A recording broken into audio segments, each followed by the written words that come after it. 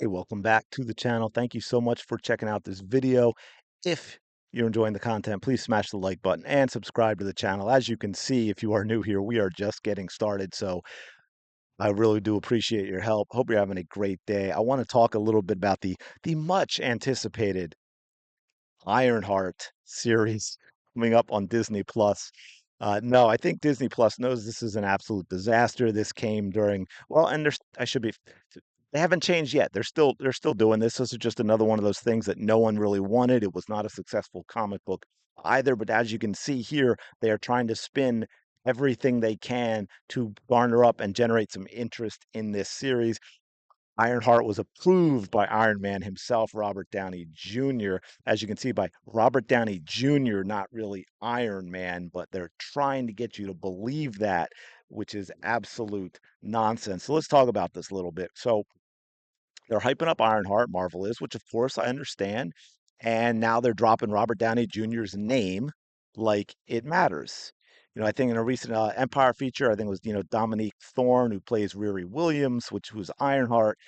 She shared a story about meeting RDJ and apparently gave her some encouraging words and gave her two thumbs up and all that, not one thumb, two thumbs up, man.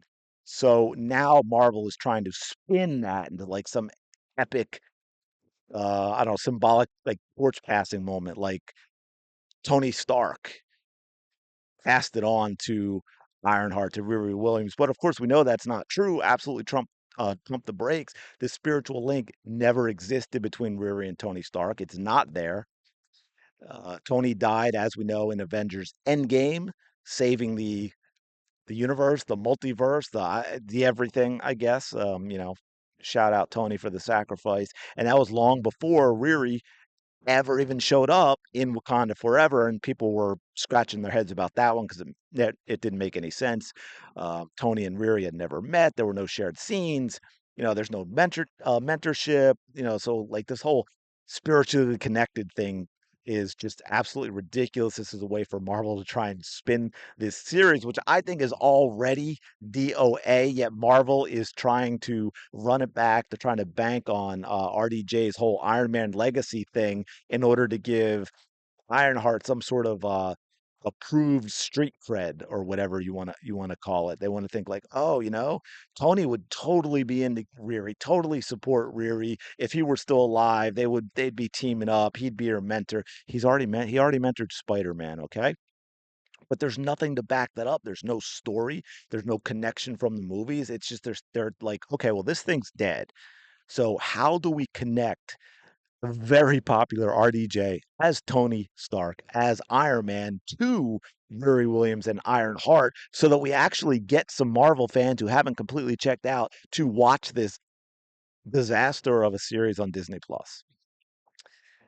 Absolutely. And of course they talked about that with Riri talking just came from Dominique Thorne about the dumpster diving while Tony Stark was this billionaire. And so what Riri accomplished is absolutely remarkable. And, I get it, whatever, this whole pull yourself up by the bootstraps budget thing. But this is, again, Marvel throwing shade, downgrading one of their previous mega stars, heroes, in Tony Stark, diminishing him to pump up Riri, which is absolutely ridiculous. Because, again, let's go back to the original Iron Man.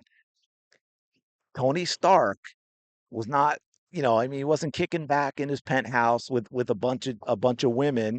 I mean, he was, but not for this.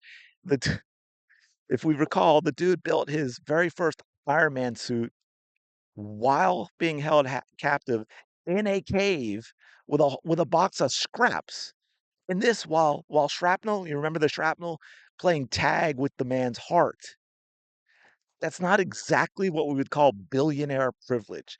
His money wasn't getting him out of that situation. That's what made him a legend. That's where Iron Man was born. It was born out of a dire situation where everything that he had been taken away from him. The only thing that was going to get him out of the situation was determination, grit, perseverance, and of course, obviously, his intellect. So this whole Riri's a gritty underdog and Tony's a spoiled billionaire stuff that Marvel's trying to do is weird. It makes no sense. But once again, as they've done before, as they've done with Hawkeye, as you know, and on, they're downplaying one of the OGs to hype up a new one, and it's ridiculous, absolutely ridiculous. But here's the thing. Ironheart's rollout has been blah. It's been less than smooth. The appearance in Wakanda Forever, it was like a trailer for Ironheart, and they shoved it into another movie, and no one got it. Like not just fans, but critics were like, okay, why is she here? It doesn't make any sense. It was organic. It screamed, this is an ad. This is a trailer for something else. And instead of putting it before the movie, we're going to put it in the movie. We're now putting trailers in the movie. We're not even waiting for the end credits to hype up the next thing. We're just going to put it flat out in the movie. And so now you've got it coming out. And it's just instead of natural stuff, first of all, excuse me, Marvel should be going back.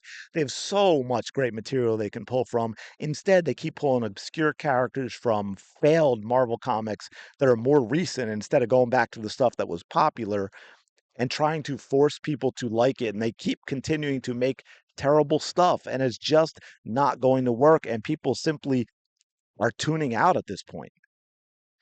But now they want to lean into that nostalgia. It's like they don't like it. They try and diminish it, but then they want to lean into it to get you to buy in and watch. Like, hey man, remember Iron Man? Yeah, we don't have Iron Man anymore, but Riri's awesome. Riri's better. Riri's Iron Man 2.0, aka Ironheart. It doesn't make any sense. It doesn't make any sense. It's not about evolving the MCU. It's about they continue to swap out icons, diminish icons, bring in new faces and new characters that nobody wants, put them in poorly written shows and movies, and they're going to just keep hoping that the nostalgia and that the credit and goodwill that Marvel built up over their really good stuff is going to continue to get enough people to support this that they can make enough money to just crank out more crap. But I'm not buying it. Let me know if you're buying it. Are you interested in watching Ironheart? Is that like got you humped up? Are you pumped up? Are you ready to go? Are you like, hey man, I can't wait for this to come out. This is the next great thing. This once again is going to be the best thing since Endgame. Let me know your thoughts in the comments below. Appreciate you checking out this video. Don't forget to like, comment, subscribe. You know the drill, I'm sure by now. I really do appreciate it as we get started on this journey, and I will talk to you later.